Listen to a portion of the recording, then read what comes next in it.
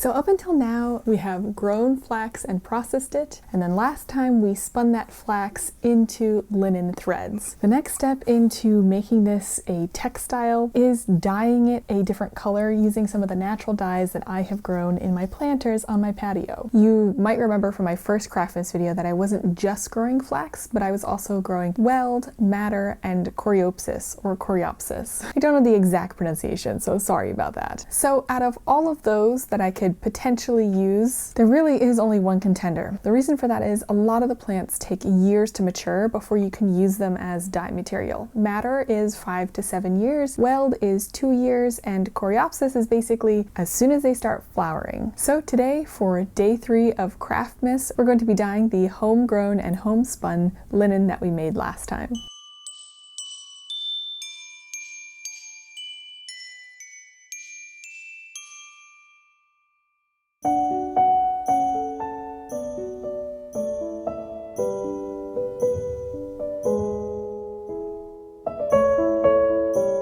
Now you might be asking me why I am only planning on dyeing the homegrown portion of the linen, and number one, I'm not sure that I have enough flowers to dye all of it, and also I want a way to visually be able to see what is my homegrown linen versus the linen that I homespun but is from commercial flax. I think the quality kind of gives it away, but it'll be nice in my final weaving to see exactly which part of it was made myself from seed.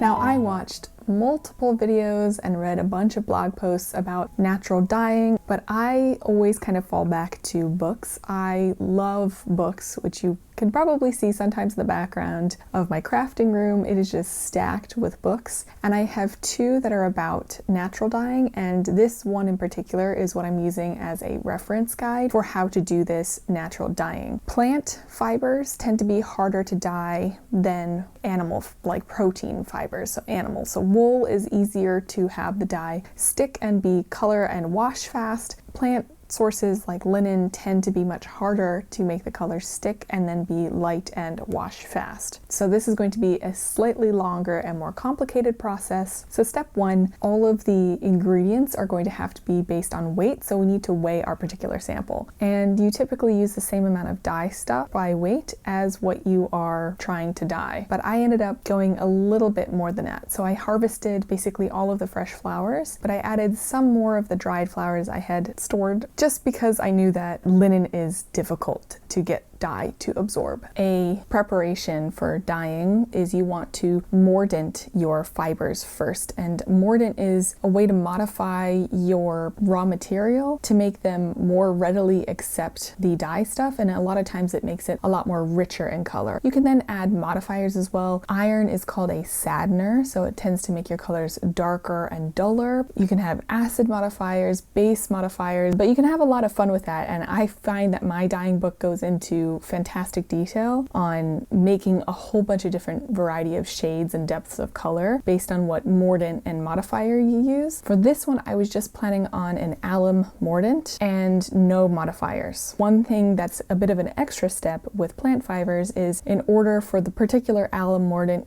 if you use aluminum acetate, you don't need this step, but I didn't have aluminum acetate. So the alum that I had requires an extra step of doing basically a tannin soak. And the recommended tannins are oak galls, which I didn't have, but I was kind of thinking like tannins, what could have tannins? It's like a bark. A lot of times barks have it. I thought witch hazel. So I did my tannin soak in witch hazel rather than oak gall extract. That I let soak overnight, and a lot of these steps take a long time. It's not really a quick process. I've dyed with food coloring and commercial dyes, and that takes maybe an hour. This is a multi-day, multi-overnight step. So on the same day, I prepared a tannin soak as well as the extract for the color of my dye. I, again, wanted a as concentrated color bath as possible, so I added boiling water to my flowers and let that soak overnight.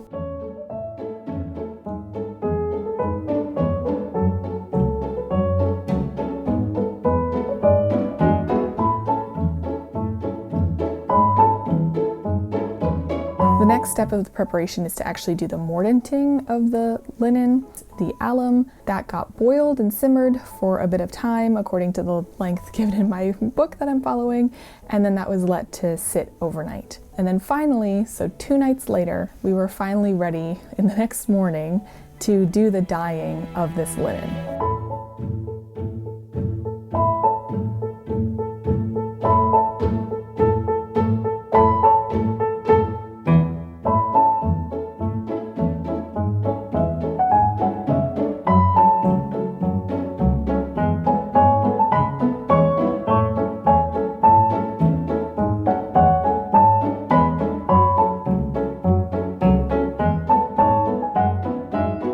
As the raw material that I was using was already kind of like an off beigey yellow color, and coreopsis tends to be a kind of yellow orangey color, I wasn't expecting the biggest shift in hue or color, but I was hoping that it at least would make it very distinct from the rest of the linen that I'm making. My expectations were pretty low, but when I pulled it out of the pot and I rinsed it, I was getting pretty excited with the shades I was able to achieve. I also looked back into the pot and I realized that I had a lot of color left over. So I grabbed one of the yarns that I had spun out of wool when I was practicing spinning, and I placed that into the pot as well to do another dyeing session to try to exhaust my dye vat as much as I could, so I wouldn't waste any of my homegrown dye, or at least waste as least as possible. Coming back to the linen, I hung it up to dry and I'm holding it in my hands now, and I think that you can see that it has definitely taken up the color really, really well. I feel like the little fine hairy bits seem much more color intensive than the actual yarn. I laugh when I call it a yarn because it's more like a rope to me. I will try to put the original footage of the yarn before I put it through the dye bath next to it so you can see the shift in color. But as another point of comparison, here it is next to the linen that I'm planning to use to weave it with. So I think it definitely sets off my homegrown and wild linen from the commercial linen, so that when I weave it up, you will get a very distinct line of my wild and homegrown flax. And I think that'll be lovely. It'll be a very nice extra visual clue, the bit that I worked over a year to achieve. I really want that to stand out, and I think this really does make it stand out from the rest of the linen. I also don't want to forget that besides dyeing this linen, before I had also put this lovely wool that I spun into the dye bath to try to exhaust it. And I came up with this really beautiful light orangey yellow color. One thing that I forgot was that for the linen dyeing, I had to add a little bit of an alkaline solution, which tends to turn the coreopsis color more towards a deep orange red, versus if you don't have that in the dye bath, which I didn't for the wool, it tends to move the color a little bit more towards the yellow. So here you can see the natural wool versus the color I was able to get in the dye bath, which I think is such a beautiful mellow yellow color. But I did decide to put it back in the dye bath with a little bit more alkaline solution, so you'll see the result of that maybe next time.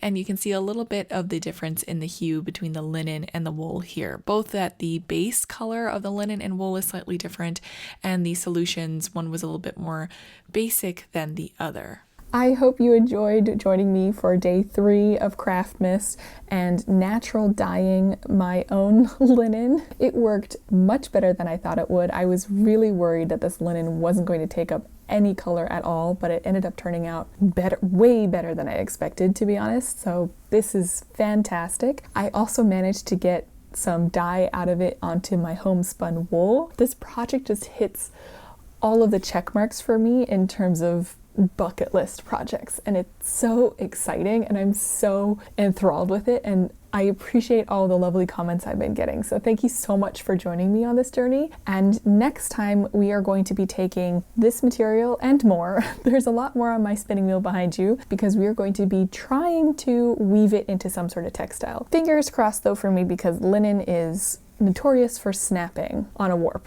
under tension. So let's see how that goes. I will join you again the day after tomorrow, and I'll see you next time. Bye.